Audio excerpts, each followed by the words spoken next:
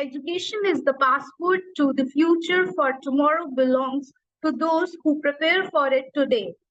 Heartiest greeting to one and all present here. Today, I, Ritika, on behalf of Maestro Teaching Solution, wholeheartedly welcome you all for our career counseling session, day 3, on the behalf of academic pressure versus parental expectations in association with Propel Overseas. Before beginning today's session, we would like to introduce ourselves as an educational service provider managed by a panel of experienced and eminent educationists with a cumulative experience of more than 10 decades. We cater to the individual need of schools, teachers, students, and parents by providing them the best job opportunities. We requested to stay connected with us till the end of the session as a feedback form will be shared with you at the end. You are requested to fill out the form to mark your attendance. A certificate of participation will be issued on that. So stay with us for an insightful session. Now I would like to welcome our resource person for the day, Ms. Sumit Saluja, founder and CEO, Propel Overseas, which is an initiative to drive young Indians to start an international career in Europe. Sir has a strong vision of making students skilled in their area of interest and scientific approach, learn from the best school, and learn to earn a livelihood in an industry that is stable in one of the most advanced and stable economies of the world, that is Germany. Sir, it's a matter of great honor and delight to welcome you on behalf of Maestro Teaching Solutions. Now I requested to Sir take over the session and share his expertise with us. Thank you so much, Ritika. Thank you everyone for joining in the session organized by Maestro.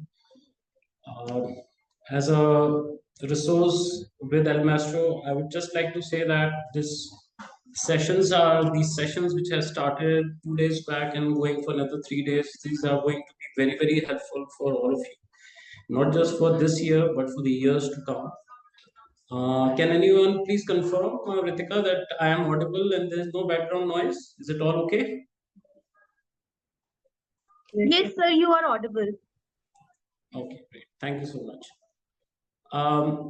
While we take this session forward with today's topic, which is on 9th and 10th classes, and there are a lot of things that we are going to cover, but to outline a few of them, we are talking today about the parental expectations and the academic pressure which a student goes through generally across the years, but then more so when he reaches these higher end classes, which is the higher secondary, when you reach in 9th, going forward in 10th, then 11th and 12th. Today we'll talk about only 9th and 10th. The choices and options that we can look forward when you complete your 10th class, the language requirements, how far they are important, and especially with the new revisions which have been coming almost every year through NEP or CBSE. And of course, the mental health issues, mental health challenges, which generally is avoided or is overlooked by us or by the parents or by students, by counselors, but these are very, very critical to our life, to our healthy well-being. So we'll talk about that as well. And the last, which is equally important to some extent for student, is what NEP stands for in its way of giving a value addition to the life of student on everyday academics which are evolving, and its provision for 9th and 10th classes, right? At any point in time that you feel that you would like to raise a question or raise some kind of clarification, you can always do that. Now, let's start with the first thing, which is about parental expectations and academic pressure. So give me a moment while I just put up this presentation for all of you. So, how do we define what is a parental expectation? How do we define what is an academic pressure? So, see, as a student, when we start studying the academic curriculum, so there is something which is academic curriculum which is decided and devised and designed by so-called academic experts, or you can say they are designed by people who have experience in dealing with the school curriculum. This curriculum is designed in order to give you a certain pathway towards gaining knowledge as well as gaining the learning experience. And that's where the parents, they have expectations that you perform. That is one part of it. Then you exceed. That's the second part of it. That means you do progress. And the third is that you excel as well. So there are various levels to that, and that's where the child develops what is called parental expectations because of that. The other thing is you built up the academic pressure because of two things. One is your parental expectations, which are already there in place. You can't avoid it, but you can manage it. The second thing is, which is equally important, is that when you are in school, when you are in the classroom environment, when you are in a setup, then you have this academic pressure because you have so many subjects to take care, you have so much content to take care of each subject, and at the same time you have performers in your own class. So there is a built up, there is a heat, there is a to and fro of performers doing well in one time and not time. So we are going to talk about entirely and in the entirety of the subject today.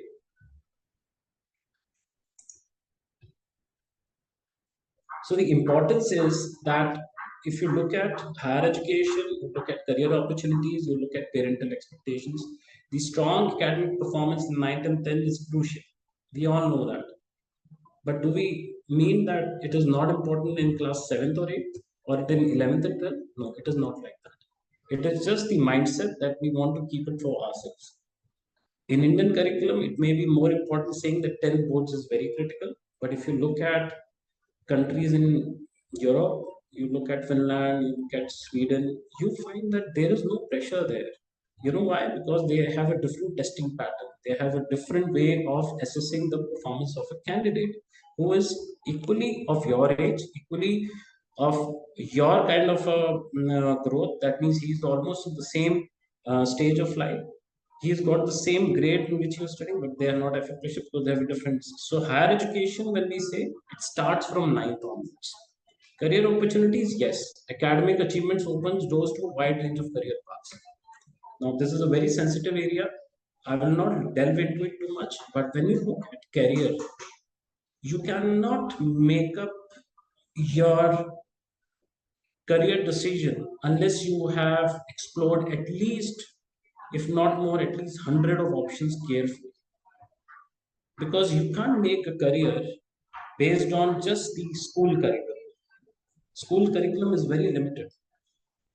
It's only subject to those areas which open up your mind, which help you gain knowledge which is widely accepted or which is validated. But when you look at, let's say, we have formal education, that's why school as a system will not teach you what a vocational college can.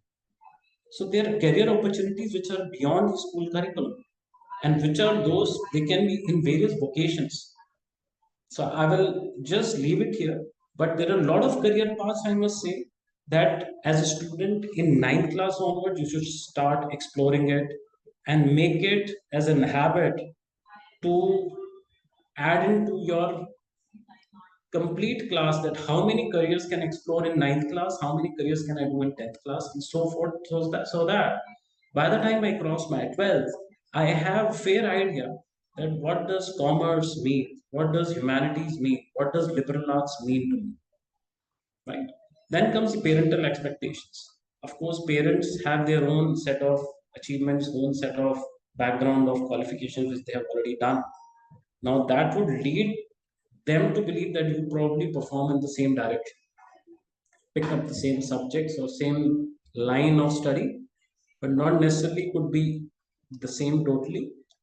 And with the way NAP is evolving, the way there's a total open economy now for the education sector to come in India from outside and India to go out, a lot of exchange programs, you can barely make it very much possible for as a parent to make them understand that I am evaluating options based on not just my academic excellence, but also based on my taste and my personality, my attitude, and my aura of being a school student and then graduating to become a college student. So there is at the same time being academic school, you're also evolving as a person, you're also evolving as a performer in various stratas of life, right? So we'll look at parental pressure now, most particularly in how to handle it. I'm sure in this screen, I mean, there would be some parents also who would have joined. There would be some counselors and students. Now, this entirety of the presentation is more expect that how to handle parental pressure. You can't get away with it even till the age that you get married. But the point is how to handle it well, how to manage it well, how to make it as a part of life, but at the same time, it should not disturb with your own course of action to perform and achieve. So, one important thing is emotional stress. When you say, when the parents are in this constant pressure to excel, when they say different examples that, uh, Sharma ji ka beta is performing really well, he's of your age, goes to the same school, and you're not performing. You didn't get 80, you didn't get 20 on 20 or 18 on 20, you got 11 on 20 in the PT, the periodic test. Now, what will be your reaction to it? Isn't it a little awkward at the same time? But at the same time, you also feel, yes, I did underperform. But then the point is, it is not an apple to apple comparison. Not always. And I mean to say here that parents may be right in their overall analysis that you have performed, underperformed. But at the same time, you may be doing five more things which Mr. Sharma's son was not doing. You may be involved equally in sports, you may be involved equally in some extracurricular activities which that other boy is not. Or you may have not actually devoted so much of time in order to gain interest in that subject, but you are doing it separately. So the point is not that you continue underperforming. The point is that can you manage to get over and above to the expectations of your parents, and at the same time settle them with this emotional score that no worries, I can perform it again better. Burnout. If you do so many things at the same time and you keep on burning yourself, when you say burnout means what? You're not giving enough attention to your health, physical health. I'm talking about physical health first. Once your physical health is settled, then you also look at your mental health. Are you sleeping enough? Are you doing some bit of meditation, some bit of yoga exercises which can help you? Because there cannot be reduction in the excessive academic demands, and it is going to be there. So you should not become overwhelmed because of that, right? Strained relationships. You have very strained relationships which may develop sometimes and for a very small periods between parents and children. It may be over any other issue, but maybe because of academic as well. Now, Ishana has just raised a point that, sir, we agree, but we don't know how to cope up with this kind of stress. Parents want us to be topper, we find it difficult to match with their expectations. Yes, that is very common. It happened with us, it happened with you, it happened, it will happen. But the point is, you need to know how to manage it by making sure that you have small targets which you need to achieve for that particular subject and also for that particular class and also for certain bigger achievement platforms. Which are the bigger achievement platforms? Half-yearly exams is a bigger platform, final exams is a bigger platform, olympiads is a bigger platform. So you can strategize that, okay, I may not have done so well in my two PTs in computer science, but I can always have a chance to do very well in maths. So I can put down that pressure on my parents. It's okay, I performed, didn't perform here, maybe because I was not totally concentrated, but I'll definitely perform there and I perform. So you have to manage, you have to take that little bit of pressure, but don't stress yourself. So there's a difference between pressure and stress as well. Health concerns, stress and lack of balance. Same thing which I'm saying. It's good to have pressure of things to do. It's good, but it's not good to have stress because of it. If you have stress because of it, it is simply because you have not been able to manage the pressure. When you don't manage the pressure coming from your relatives, coming from your peers, that is your students in the class, coming from your parents, of course, and coming most importantly from your teachers and say, बच्चे तुमने क्या किया last time also you performed, you got 8 on 20, this time you got 9.5 on 20, what is this happening, are you not getting, I want to meet your parents. All this is just when you are taking too much of stress. Because of that, you need to plan things. Academic planning is something which you have to do on your own. it is your own activity. It is your self assessment. Simply because you know yourself, no one knows better than you yourself, and that will work on this. You need to work on this formula for your entire life. So health concerns, I would say, is an important concern, very, very critical. You have to make sure that you stick around to maintain your good health. So, good sleep,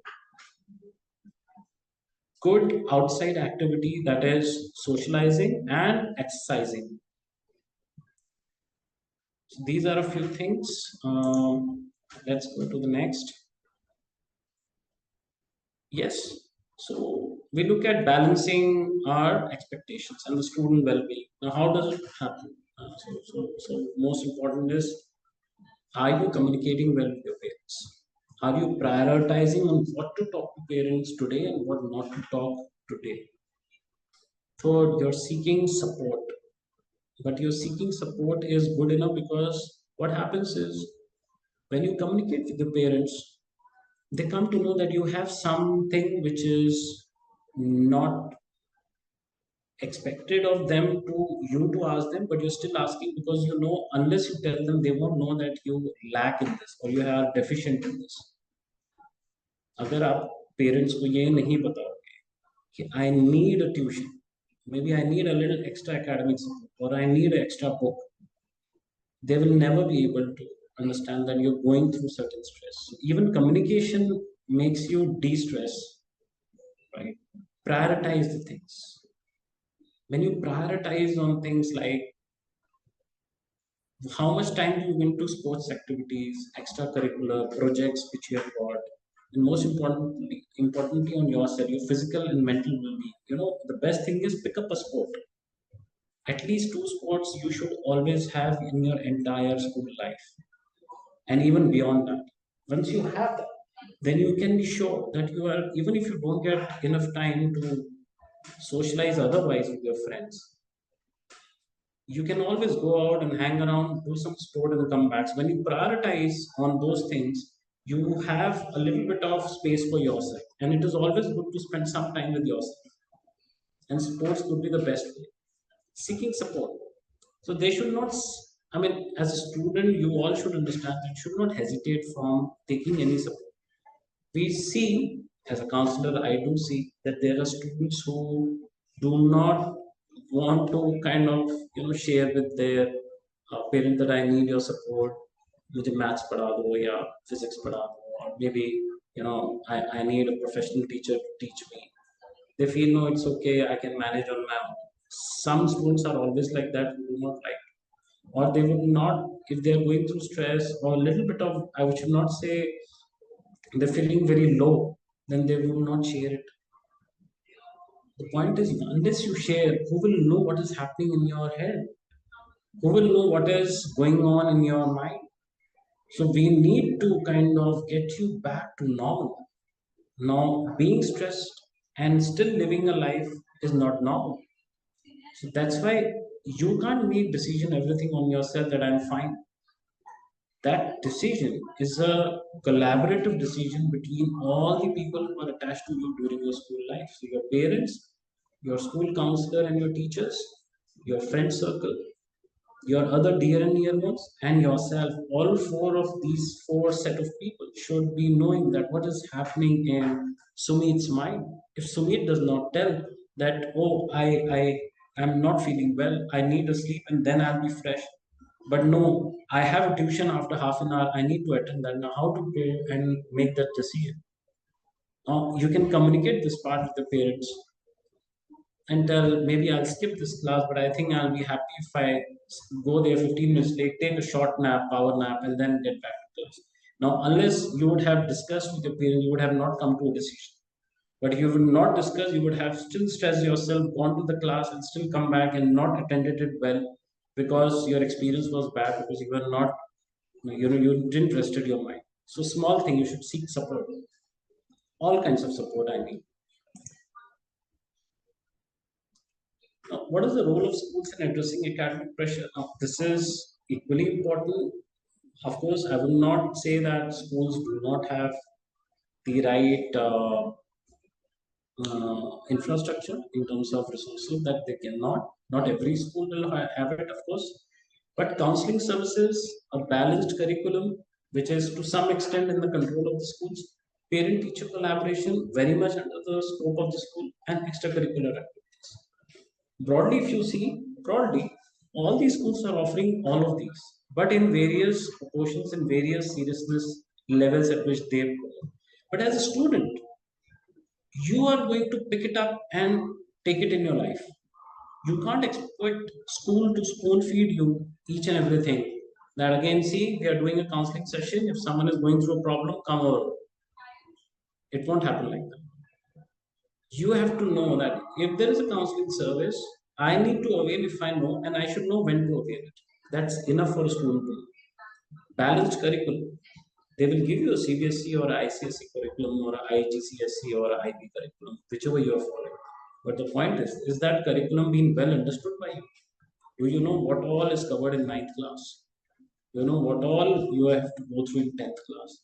All that is going to help you decide what is the total content in each subject. How is it designed? Is it more on the application purview, or it is more in conceptual purview, or it is more a mix of both? So that you know how to tackle the bigger platforms where you need to perform, which I told you, like the half yearlies or the finals or the Olympiads or whatever. Because that's where it is written very clearly here that if you see the counseling services, it's that there also is the counseling services to support students' mental health.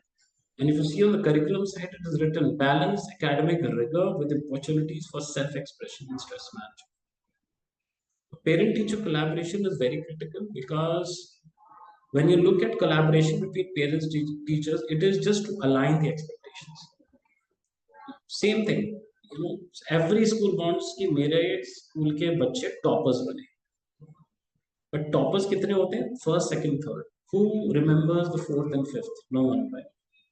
But for you as a student, you should know that if I've done my best, then I have the topper of my life. No one can challenge me for that. I may not have come 10th in the class. I may have come 13th in the class. But I can still, bring up my hand and say, see, I did my best, whatever I need. Even if my school teacher, my class mentor does not, is not happy with that. It's okay. I don't mind, but I have done my best. So that kind of expectation you should be transferring to your parents. That's where you manage the stress which comes from parent as well. So stretching yourself beyond your capacity is your role. And parents expecting more out of you, it is there. That's where you need to bridge the gap, even between you and your parents. And same thing, the parents should also do it with the teacher. That's why it is a very facilitating kind of a role which both the stakeholders need to take. Extracurricular activities, very, very well founded.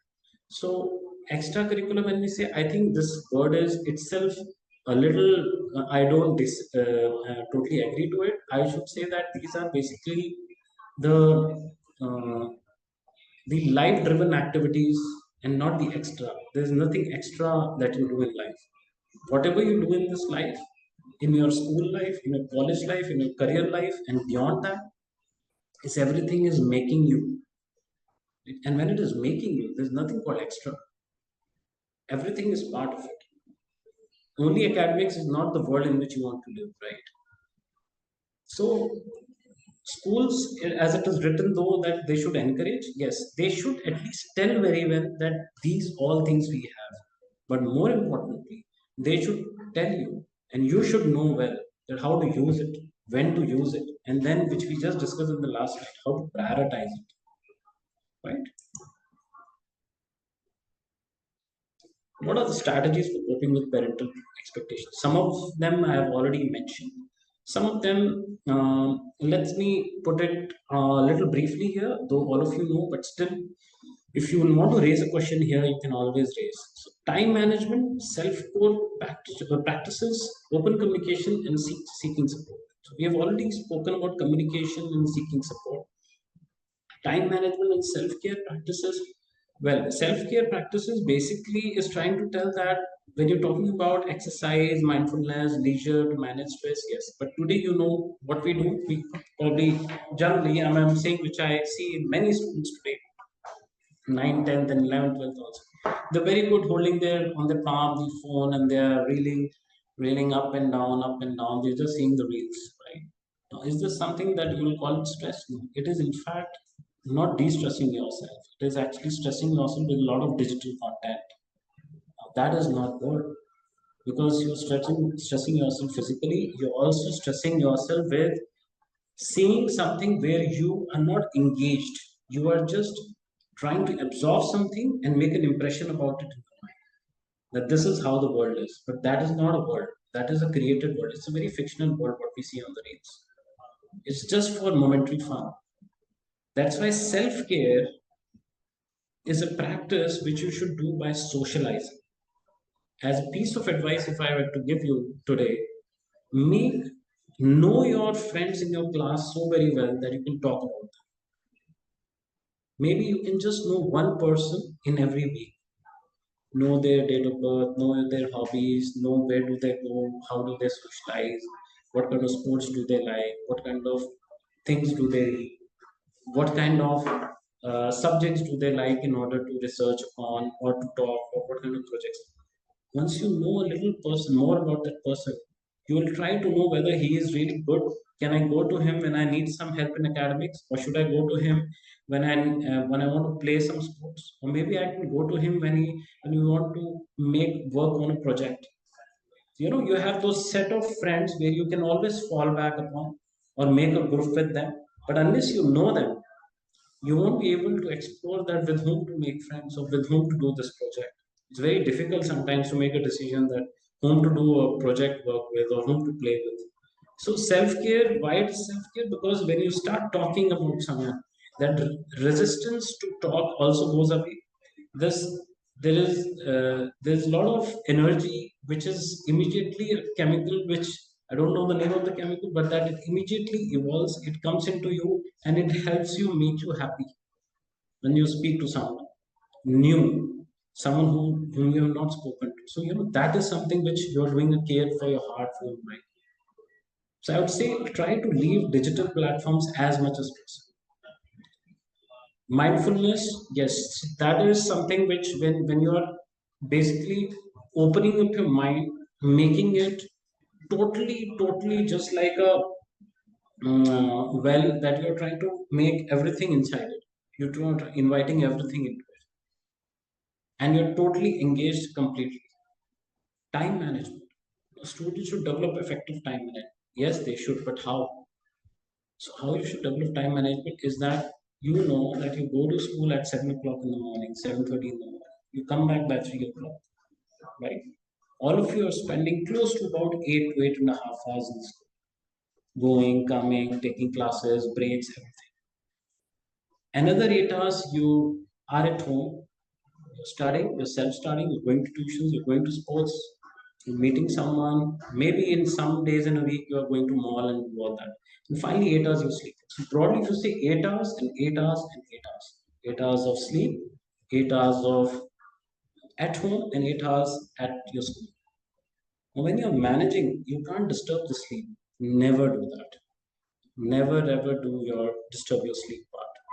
When you look at the 8 hours in the school, that's where you need to see that how much good you are devoting as a sincere student and as a fun loving student and as a very very self caring student. Okay, आज physics का period free था, physics की teacher नहीं आई, let me go and clear my doubts on chemistry, or let me go to the library and seek help and read a little more, or let me just make a group and go out and play for those 40 minutes. If you initiate things, it will happen. If you don't initiate, you will be absorbed into what is happening, you accept it. So try to make it a little more creative. You should know how to manage your time. It is your life. It is your time that you're spending in the school. It is no one else's. When you initiate good things, people will come with you. When you do not initiate the things, you will be just alone with your ideas. You have to implement your ideas. Those ideas should be within the constraints of the school. The other 8 hours is when you're at home. Again, be away from your digital devices. Try to bring in a lot of energy, a lot of um, I should say, activities which can make you feel beyond the school curriculum and it's like outside. No one will teach you that you have to pick up your newspaper and start reading.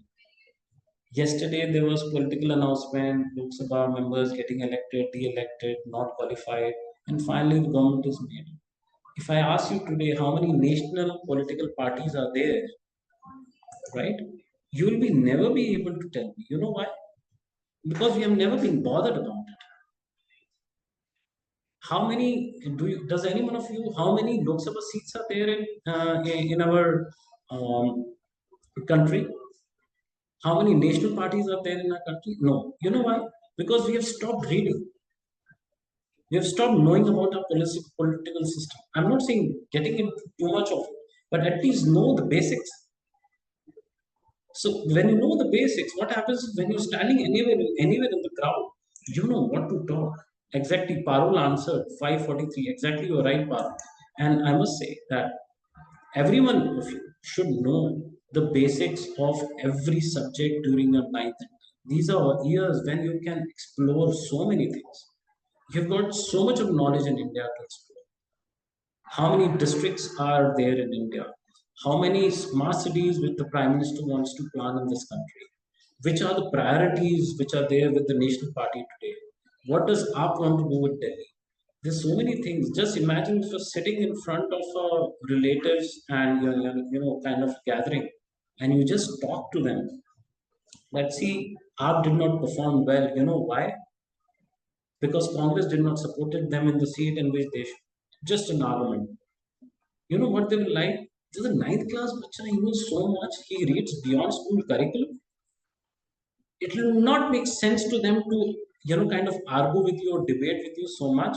But at least the bachas are reading very well.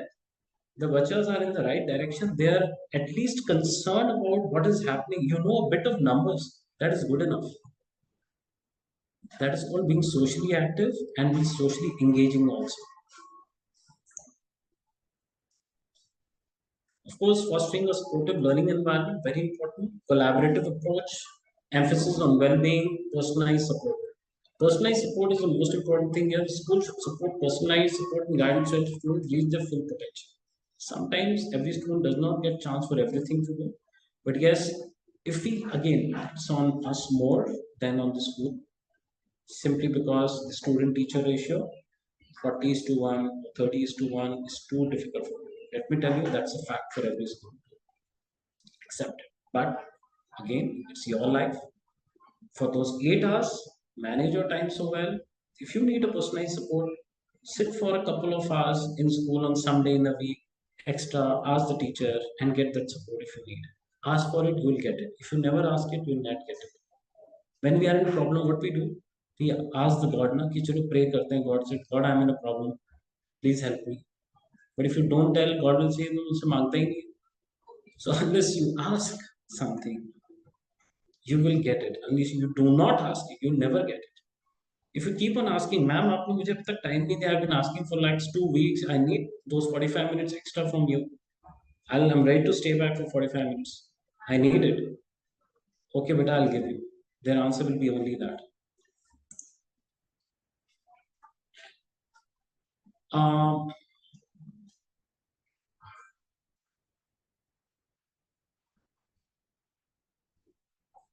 there is something which has come from Parul Sharma. That time I started working on it. Great, Parul. Good to hear your comment and feedback both in this. She has mentioned about being a teacher and is good in none and was unable to answer it. Yes. So we should give a lot of opportunities to students and at the same time also give a lot of openings in terms of what may be there in front of you in the years to come, in the weeks to come. Emphasis on well-being, which is the second point. School should prioritize students' overall well-being. Yes, overall well-being is very, very critical. But when we see overall, what is overall? So all those things, which is academic, the non-academic, the sports. In non-academic comes your profile building, your that extracurricular, as we say it, which I say it's like more than life. activities and not just their academic performance. That's why it becomes an emphasis on well-being. I will not touch upon life skills, people skills, and all that because those are the key to anyone's life. So I would probably take up it in some other session.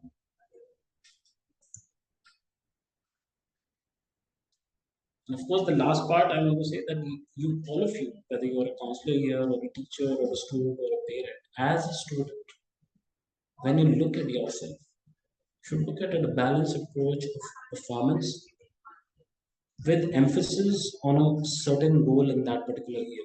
That's it.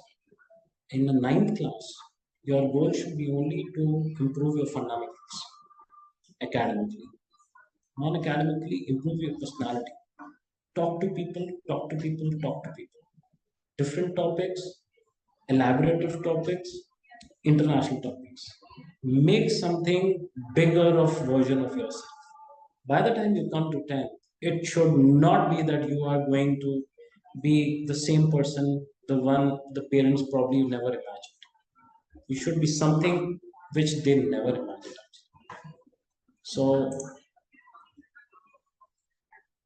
yes, also saying as a parent and teacher, it becomes difficult to maintain balance. Yes, it is difficult.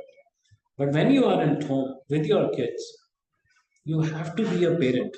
You can't be a teacher. You are a teacher to only those kids when you are in the school environment. But at the home, you are only parent to that one of your child. And you better be good at it. And the best way to good at it is just open up the world to you. The world is not CBSE. The world is not Olympiads. The world is everything that is possibly there. Today, you just write one word on Google, USA or Canada, or you write psychology. You get n number of things to read. But how to validate what to read and what not to read? And believe me, Google today is getting ashamed of putting everything on internet simply because they do not know how a student will be able to evaluate and validate what is good for him to read. So, as a parent, we should be able to always guide them, mentor them, handhold them to ensure that they get the best version of the time that they are spending so that they become a better person in the next year. So, that was the first topic that we covered just now. I would now take you on to the next topic, which is on the choices and options after class 10th. I still would like all of you to kind of allow me to ask that would you have questions here because this will be relevant for me to ask.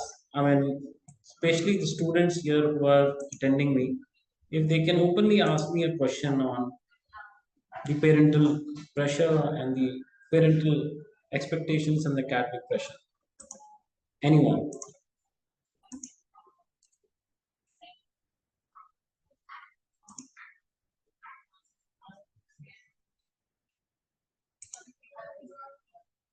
Anyone has a question there?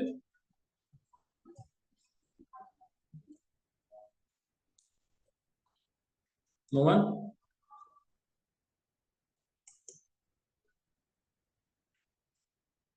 Okay.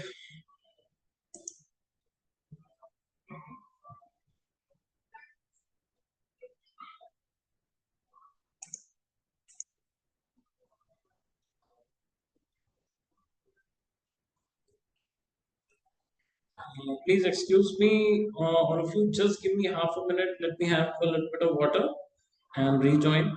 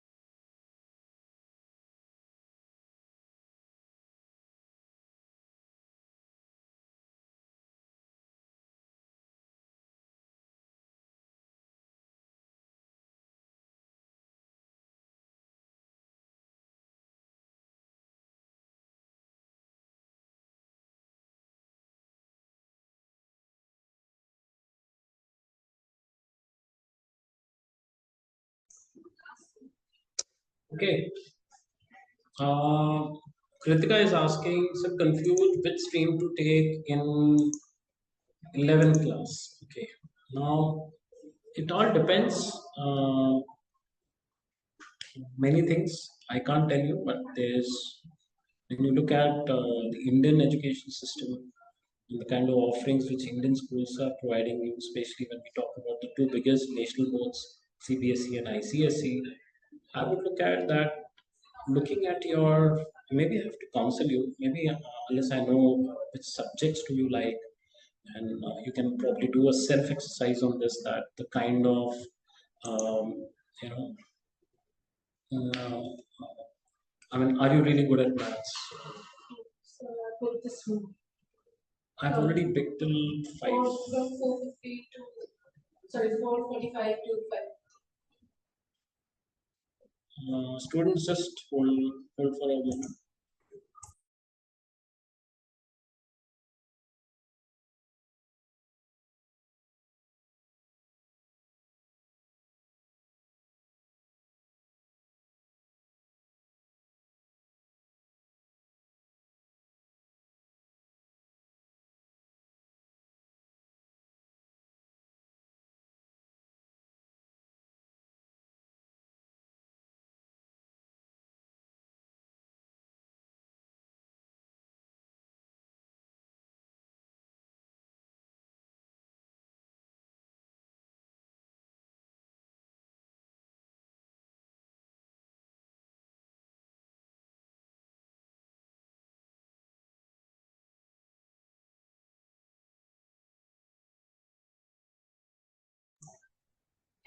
My apologies to all of you.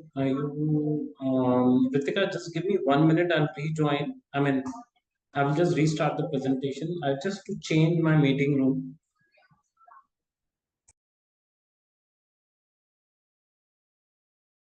Not an issue, sir.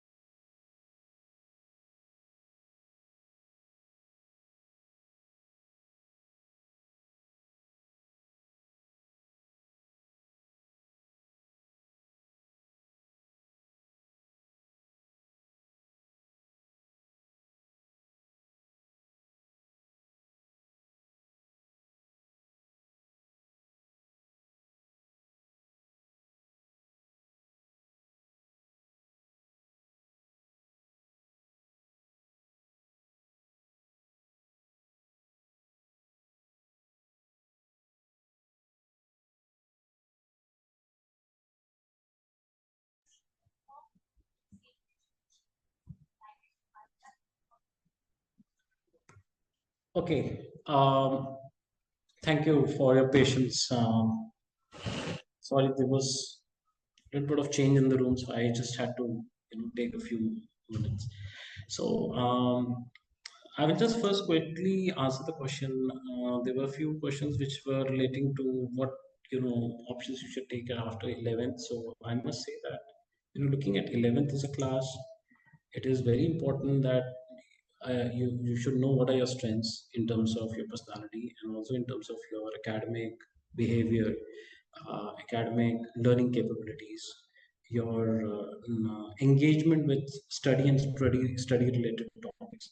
So if you, let's say, just to give you a hint of it, if you're very good at maths or if you get good at calculations, you can look at commerce as a very good subject, um, because it involves accountancy, economics, statistics, and which is quite in depth. But at the same time, if you're not very good at analyzing, then don't take up commerce because it will require a lot of analysis. Logical reasoning, logical expression, should go with physics, chemistry, and things like that because it's a very application oriented subject. So maybe I'll not delve into it. It depends student to student. So uh, okay, Nitya, you are again asking about career options to be taken after 12th class. Okay, the whole world is open, whatever you want to do. I don't know what subjects you already have in 12th class, in 11th and 12th.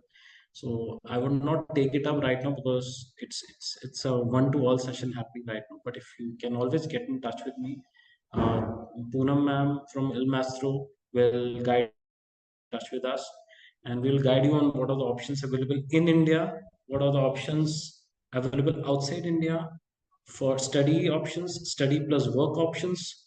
All those things are there with us. Um, Thank you, Nitya.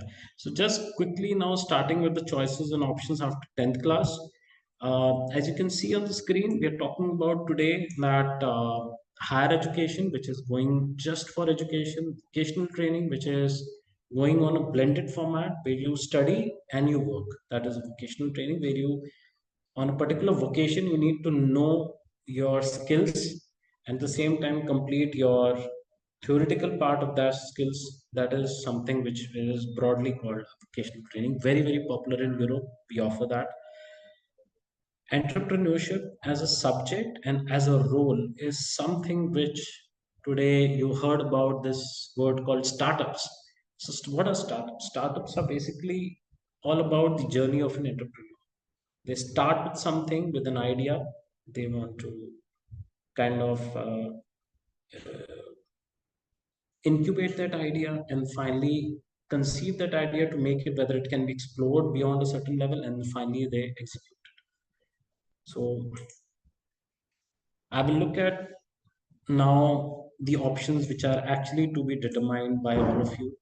Pursuing higher education, university degree, very very important. When you look at university degree, it's a very systematic curriculum, university degree programs which can be offered by anyone, and you're looking at after 10th class. uh, it's something like the pre college which is followed in Maharashtra and some other states.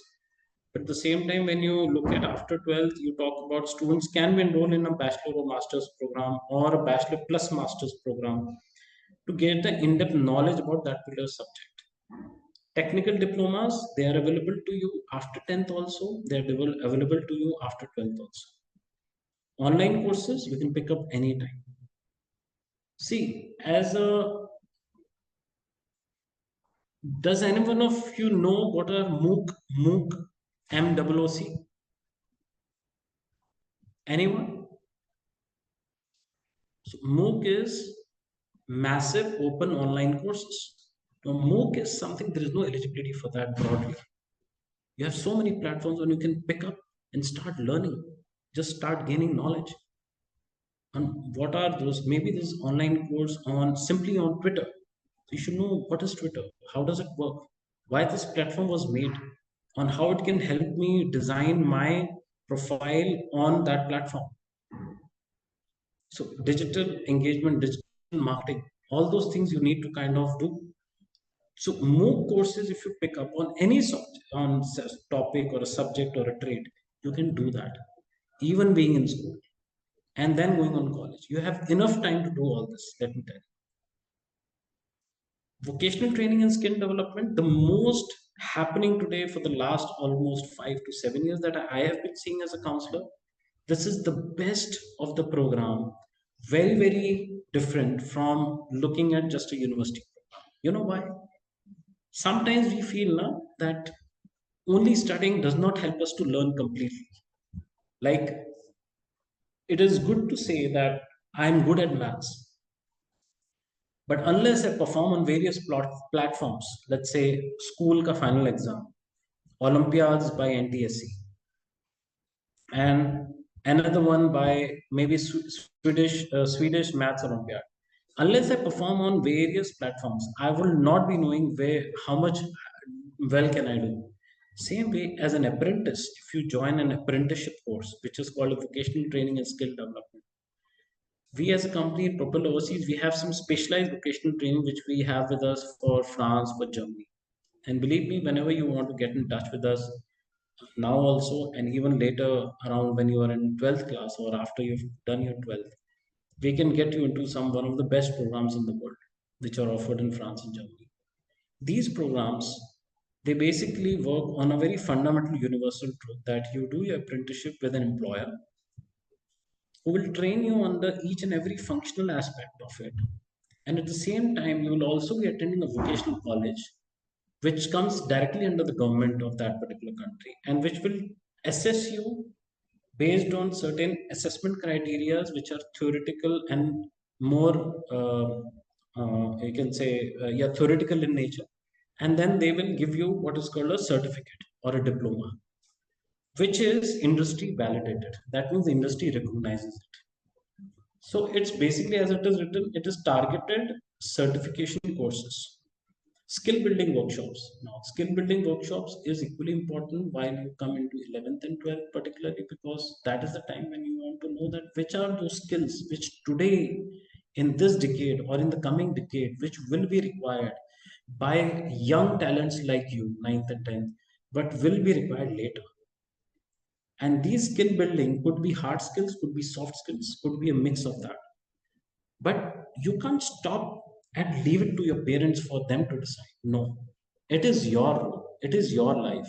So you need to pick up which are those skills which is happening today. And believe me, enough on internet is already there. Right? So you can pick up that, let's say if I want to get into IT, then what IT is a big ocean. But you can't just pick up that I want to become an IT BTech graduate. It won't give you a job unless you become your niche in one particular area. Let's say you talk about AI, artificial intelligence, machine learning is one particular niche in which you can specialize. So you should keep on looking at workshops which just cater to this. Develop your expertise in that, and then go ahead and develop your kind of a you can say IT skills in that.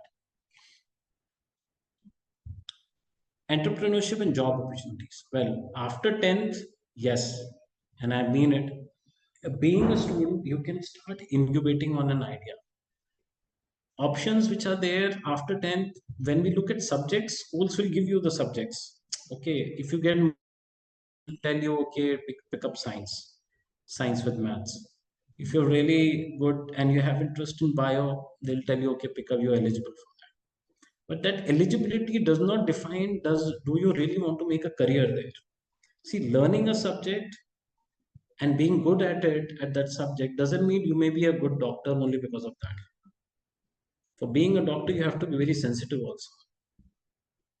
For being a good doctor, you need to be knowing a lot about the history, the way the patient has reacted because of your medication and diagnosis. So just being knowing good on zoology and biology and anatomy of things, it is not good to say that because I'm good in these subjects, I'll be a good doctor, so I should write neat, right? That is a very limited way of analyzing yourself. So when I'm talking to you about entrepreneurship, it shifts a mindset. How well are you driving your ideas, your thoughts towards becoming independent and making some idea look like that it can be incubated and finally you can start a business around it. That idea incubation can happen in 11th and 12th. As I was just mentioning about the school curriculum, options after 10th, which we are right now discussing as the main topic. You can, as a subject, you can pick up anything, but on the other side of your life, you should look at whether you really want to become something on your own, which is being an entrepreneur, or pick up a university degree, or pick up something which is vocational. In any ways, after your 11th and 12th, you have to pick up a college degree program in India.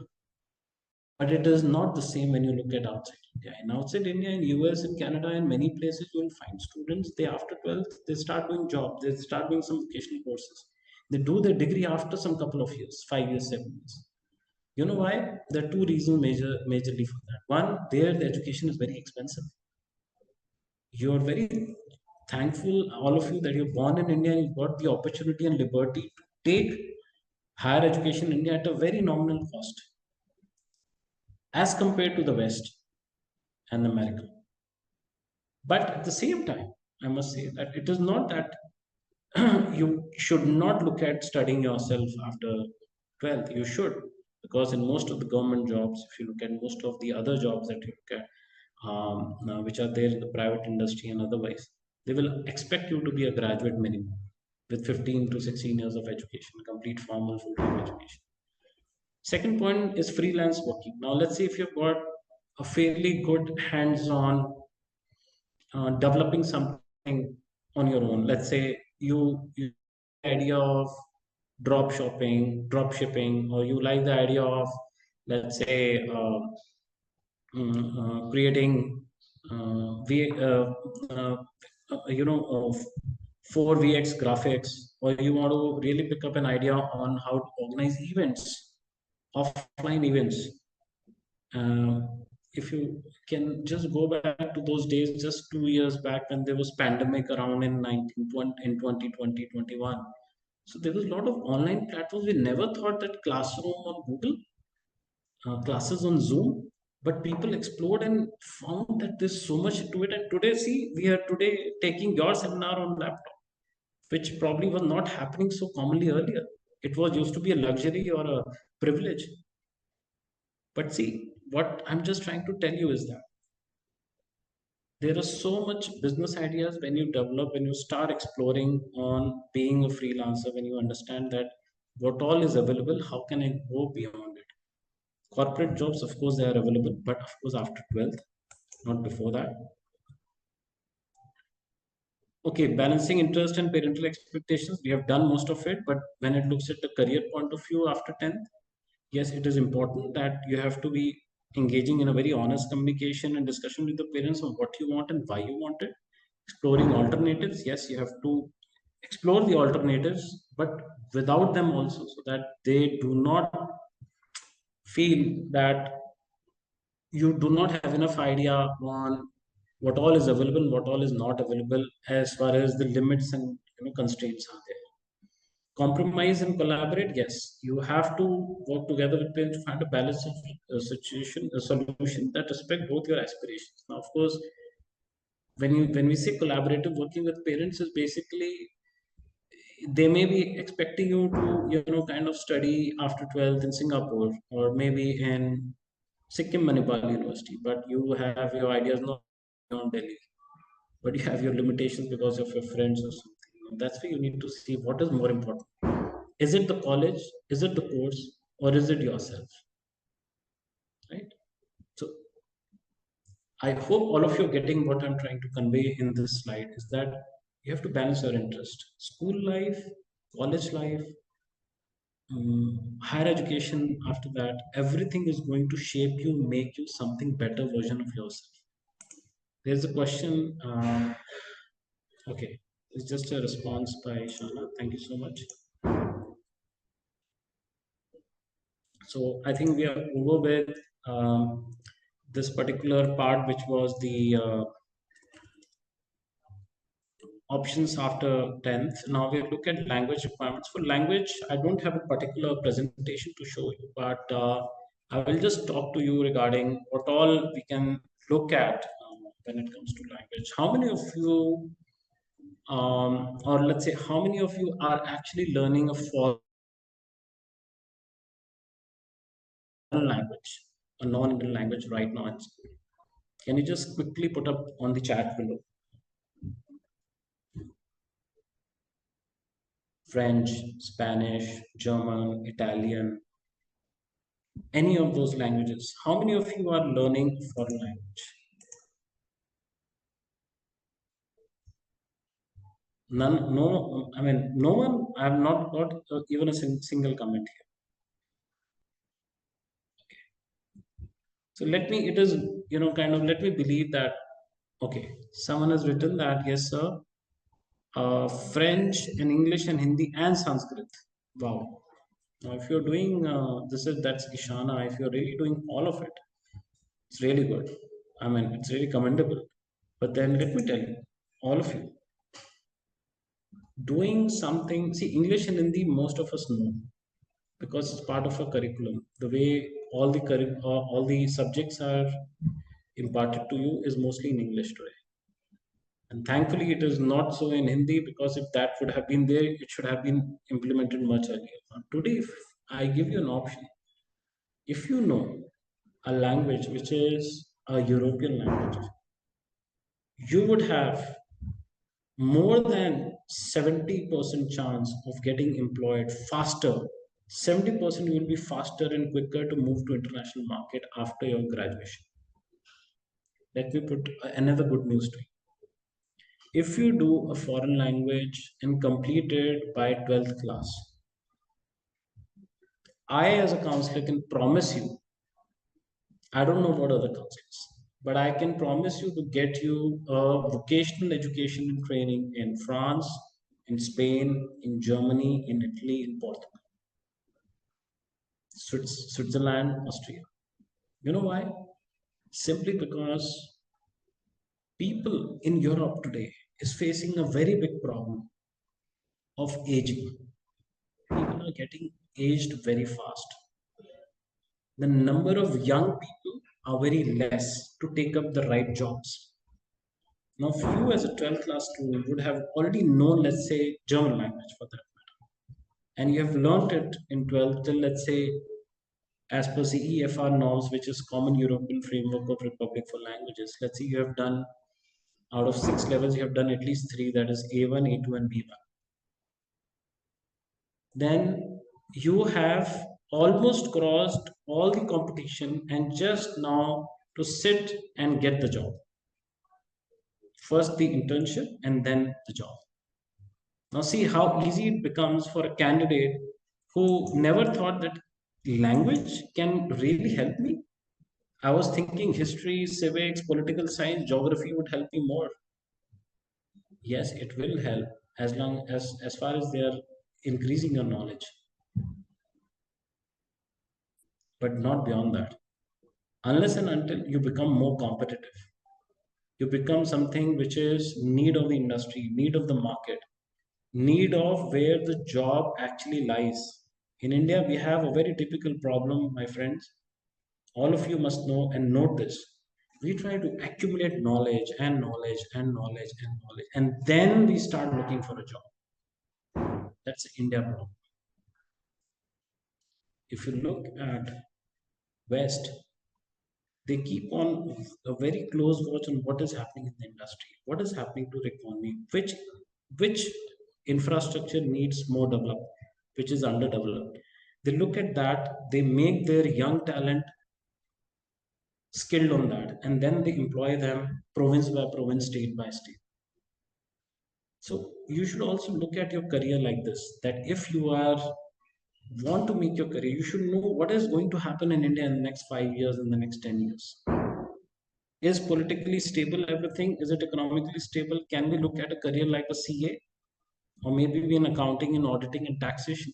Then I must look at completing my BCom honors or CA and make a career here in India.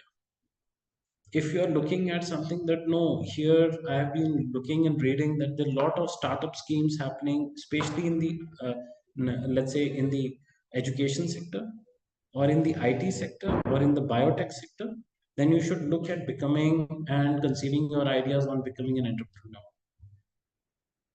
But never be silent with this idea that okay, I do not know, so how can I explore? That's a lame excuse to not making your career completely 360 degree with the overall balance. You cannot expect everything coming from school or from the school counselor.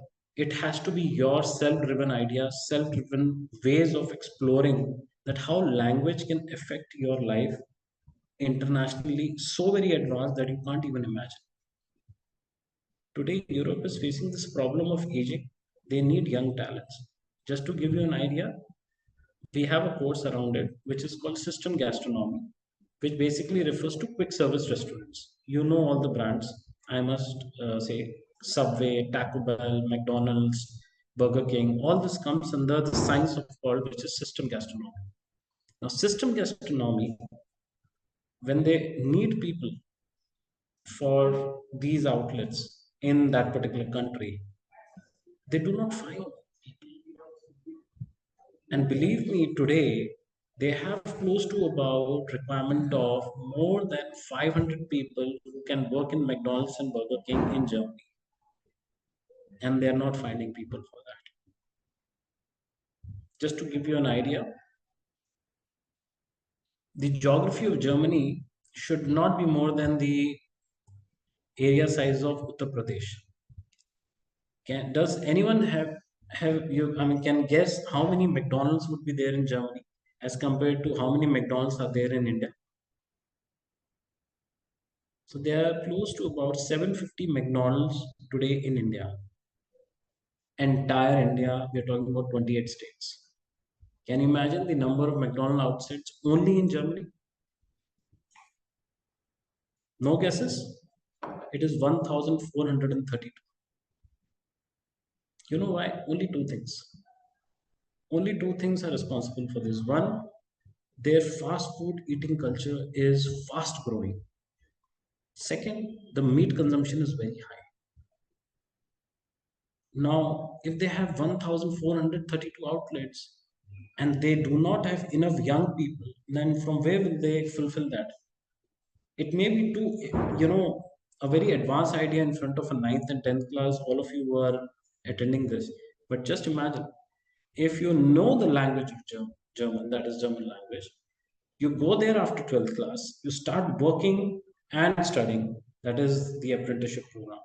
And after 3 years of your apprenticeship with McDonald's, you become eligible to apply for what is called an outlet manager with a minimum salary of starting 2,500 to 2,700 euros, which is almost 2.5 lakh rupees per month. Now, who will give you that in India? What on imagination can you even feel that just by devoting my 2 to 3 years on only on language, I can get something so beautiful as that? So just give you one of such this examples of how powerful the awareness and reach of such programs is still lacking in India. Today, all of you are opportunists, you all there, and I've shared this info with you. And sooner there will be lot many sessions and things where you will learn more about what all opportunities could be available. And this all comes at a very, very nominal cost. So going forward, does anyone has any kind of a language related questions, because it's almost 5:15 and we are still not we have still completed just three topics, we have still two more to go, but does anyone have a language related questions on how to do, when to do, where to do, and all that? I'm sure all of you as a student would know most of it, but still, I've got one question just now raised. Okay, Parul is asking which language should be opt. Well, you can pick up any good language in ninth or 10th class. Should not pick up a Mandarin language because that's pretty tough to learn. You need more foundational years, especially when you're in school life. For the next, if I look at 9, 10th, 11th, 12th, or maybe if some of you are there in 10th, then 10th, 11th, 12th, you should pick up at French, German, Spanish, Portugal, any one of these. I would say German and French are the most, advanced, the most accepted across Europe in the Germanic countries.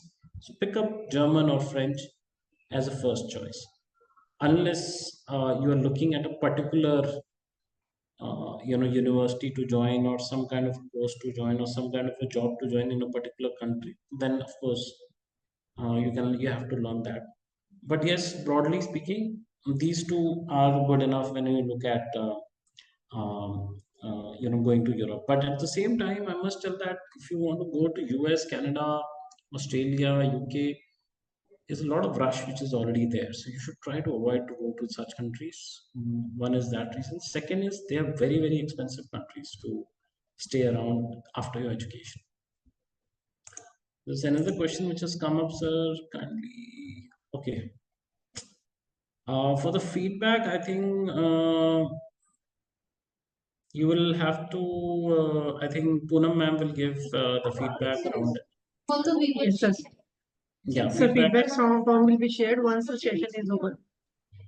Yeah, Vandana, I think the feedback will be shared only then. So maybe you can just hook on to the session for a few more minutes. We'll try to, close it in the next, let's say, 10 minutes. I know I'm taking a little bit of time because it was so, I'm sure it was so interesting for all of you, while it was equally interesting for me as well to talk about it. So let me, okay, there's another, okay, Vandana, thank you so much.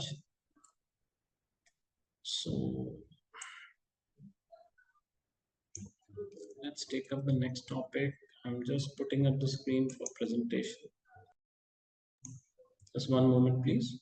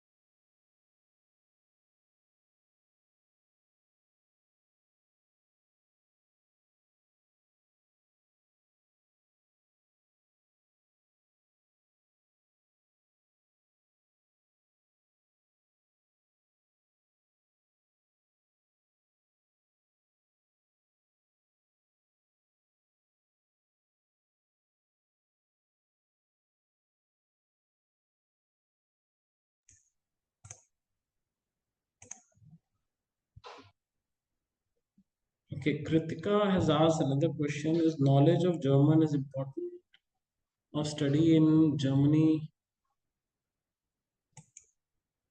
Is knowledge of German is important of, to study in Germany and French in France? Yes, of course. I mean, if you take up any higher education in Germany or France, there are certain English-speaking courses, of course, as at the university level.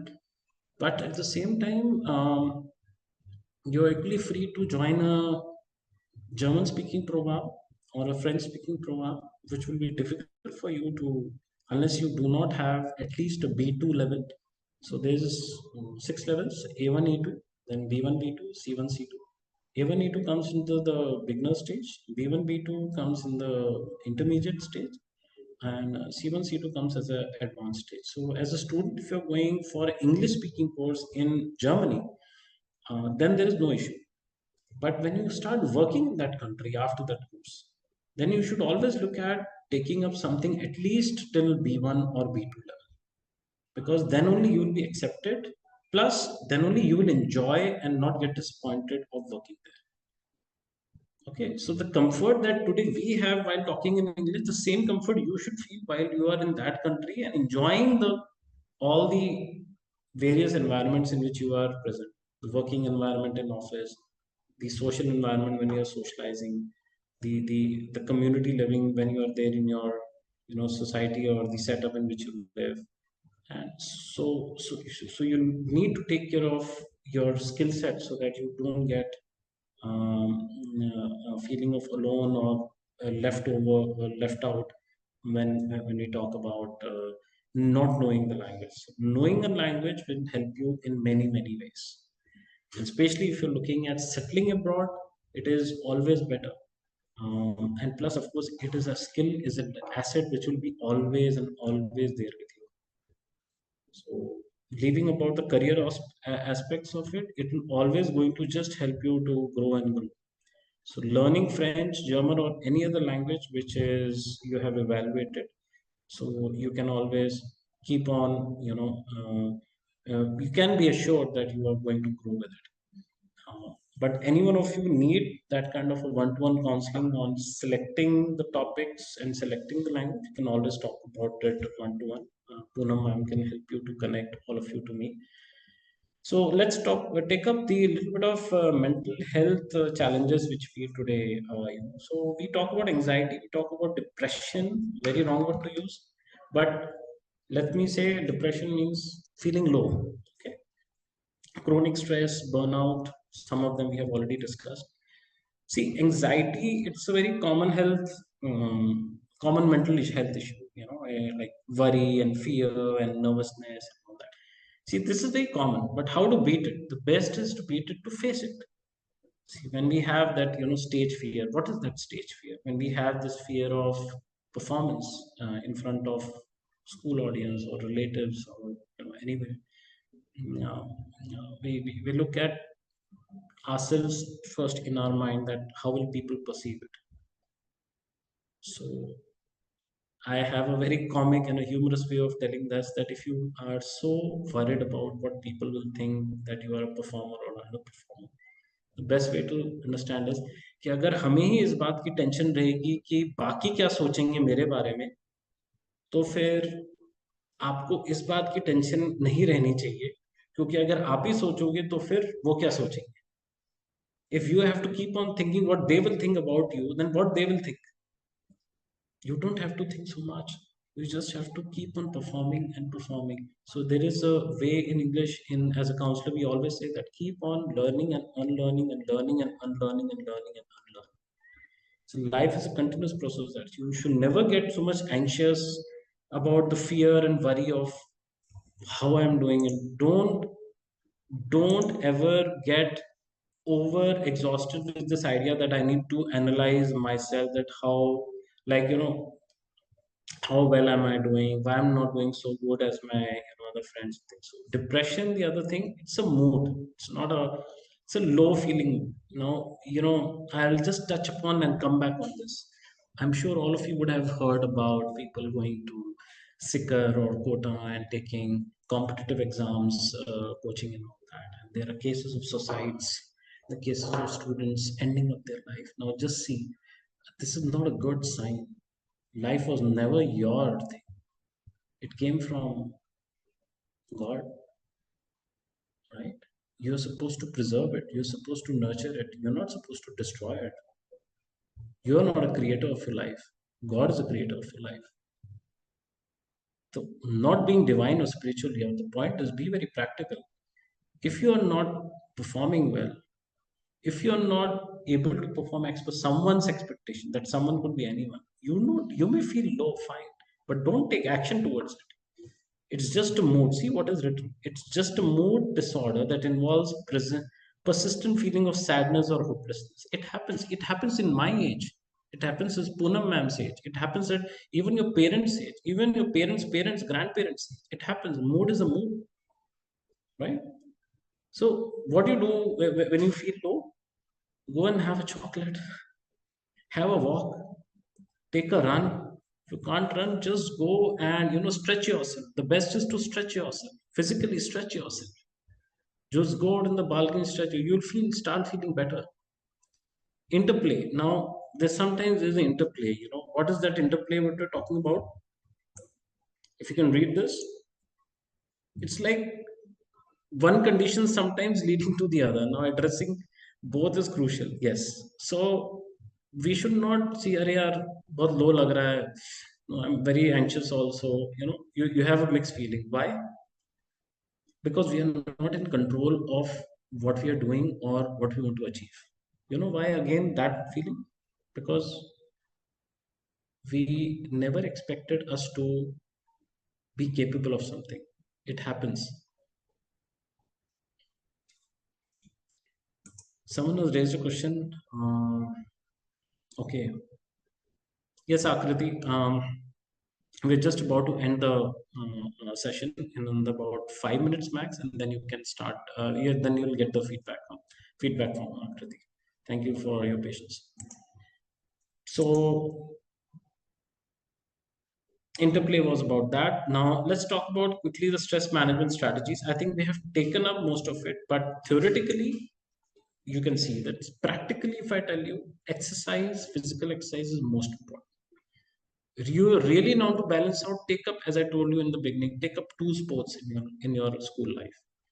One could be a water-based sport like swimming or something, and the other could be something which is an outdoor sport. Don't pick up an indoor sport. Mindfulness, practicing mindfulness techniques such as meditation, deep breathing. Yes, deep breathing, I would say you can do anywhere, anytime, and as much as you can. The moment you feel low, sometimes you have to study but you're feeling sleepy, believe me, you try this exercise. Take 3 times deep breath and release slowly, then deep breath and release slowly. You will find that you are just now who was feeling sleepy, you will start feeling active for the next half an hour at least. Self care, we have discussed that.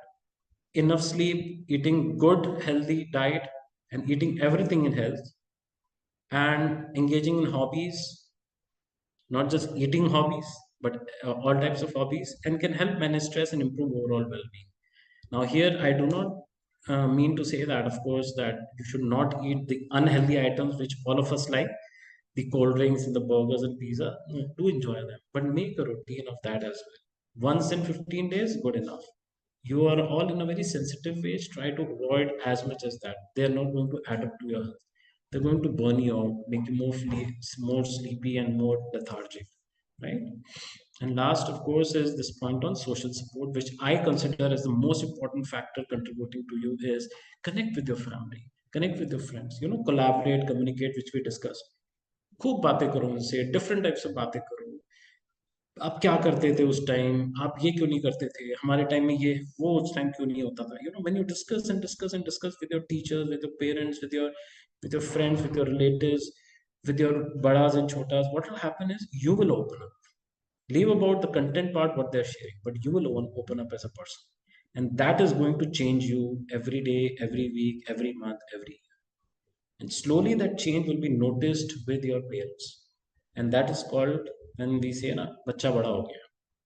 Or we say the bacha has learned a lot, has gone beyond our expectations. And that is where you will feel that you have become a better person. So the next part is, of course, only about mindfulness. We have breathing exercises, nature connect, meditation. If you guys can do a little bit of meditation, well and good, for at least, even if it is for 5 to 7 minutes, 10 minutes, fine. Otherwise, at least deep breathing and being a little more conscious about what you're doing is itself called mindfulness. अगर आप पढ़ रहे हो, then you're just studying. You're not putting up music. You're not putting up anything else around you, right? One part I think I can pick up here is a little bit on 1 minute on nature connect. Nature connect is when you go out and you can choose, uh, like we choose, आज इस mall पे घूमने जाएंगे. So why always choose malls? Why always choose cinema halls and all that as, you can always choose, let's go and explore Indraprasth Park, some park or a garden, some green area, some nature area where you can go and just spend some time with yourself. Okay, so try to cultivate that sense. The calming effect, as what is written, the calming effect, it starts from the physical and goes to the mental and divine powers. So you have to start from something which is already available, and nature is the easiest and closest to connect with. Fine. I think the last slide, all of you need some professional help at some point in time while you are in 9th and 10th. You should all recognize the need. You should all find a therapist, and you should all engage in a treatment.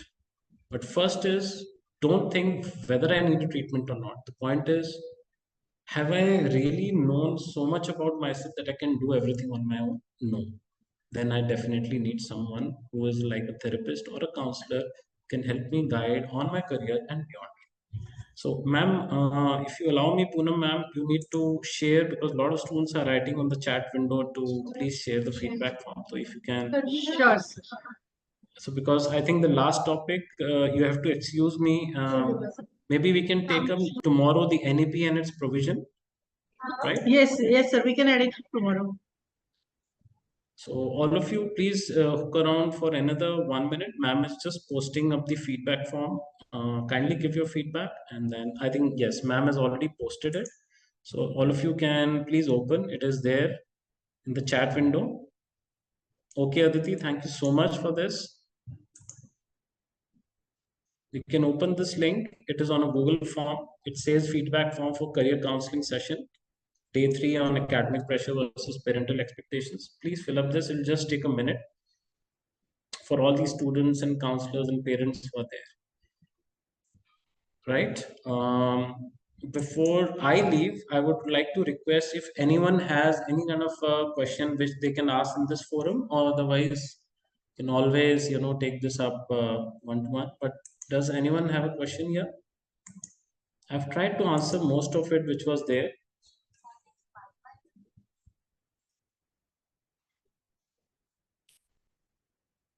Thank you very much, sir, for such a wonderful session. It was really an insightful session. We will really love to join you for more session with you in the future too. I request all participants to fill up the feedback form to mark your attendance. Google Form link has been shared in the chat box. We will see you tomorrow at 4 p.m. for day 4 of our career counseling session on the theme Career Options After 12th Class. Thank you very much, sir. Thank you, Ritika. Thank you, all the students, for being so patient and giving a warm hearing to me. And let's hope to meet all of you again tomorrow. There's another session. And may you all live a great and a wonderful life, wonderful school career ahead.